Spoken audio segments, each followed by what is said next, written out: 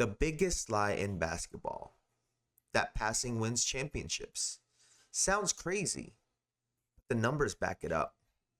In 45 NBA seasons, scoring leaders won twice as many titles as assist leaders. And it comes down to one thing coaches don't talk about enough: gravity. Today, we break down how this is possible and hopefully along the way, change how you think about the game of basketball. If you want to see more content like this, hit the like and subscribe button, and in the comments, let me know who was the last floor general to lead his team to a championship. In the last 45 years, only 9 championship teams had a player finish top 5 in assists during the regular season. In that same span, 20 teams had a player in the top 5 in scoring. That's not a coincidence. The difference is gravity. Oh, baby, you're killing me. Not physics gravity, basketball gravity. Gravity is how much defensive attention a player commands just by being on the floor. Elite scorers don't just score, they bend defenses. They force double teams. They collapse coverages. They create advantages before the ball even moves. That constant pressure is what creates a great offense. A pass-first facilitator, by definition, reacts to the defense. A dominant scorer dictates it. When defenses can't guard a player one-on-one, the game becomes simple. 2 on the ball, 4 on 3 behind that.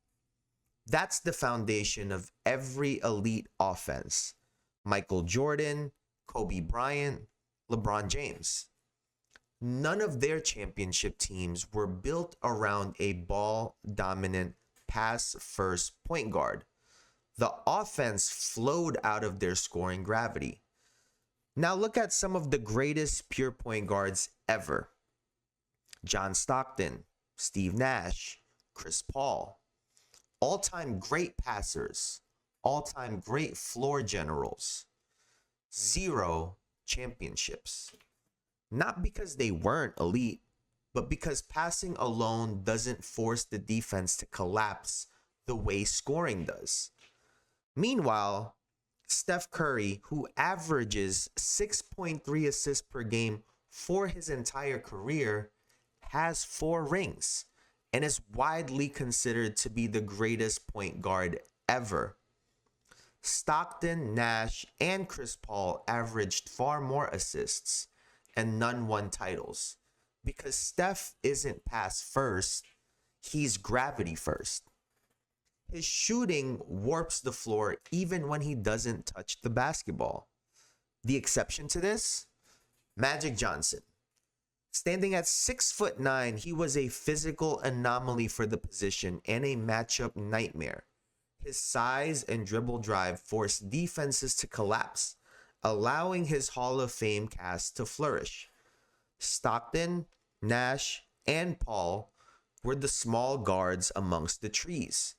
Stockton was paired with an all-time great offensive player, but so was he. The Utah Jazz could have benefited from a more aggressive John Stockton. Steve Nash led historically elite offenses, but lacked defensive support and the dominant isolation scorer in the playoffs. Chris Paul was always known to be a clutch player, but depending on a 6-foot-tall point guard to consistently close games is tough. So why do we constantly teach young players that unselfishness equals winning? Because it looks better. Passing is an aesthetic. It's easy to see passing. It's easy to praise, and it feels like the right way to play. I touched the ball before it went out, coach. Good call. Sportsmanship. Pass it on. No! God, please, no! No! Meanwhile, high-volume scorers are labeled selfish until they win. Michael Jordan was called selfish early in his career. That narrative didn't change until championships followed.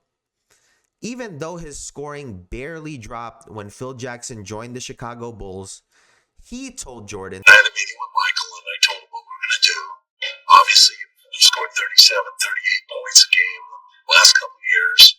I don't anticipate you're going to be the scoring champion in the league. in Jordan's last year with Doug Collins, he averaged 32.5 points per game on 22 field goal attempts.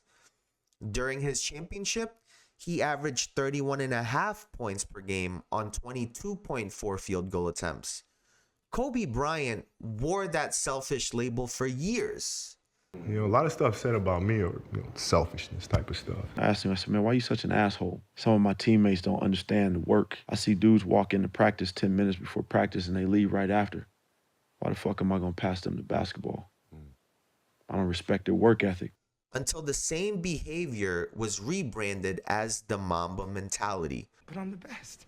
But are you a different animal and the same beast? What the does that mean, Kobe Bryant? So here's the myth. Passing wins championships. In reality, pressure wins championships. Scoring creates pressure. Gravity creates advantages. And passing becomes valuable after the defense is broken. If you like this video, hit the like and subscribe button. And in the comments, tell me your favorite scorers and what topics you want me to cover next. Thank you guys, and I'll see y'all later. Have a good one. Peace.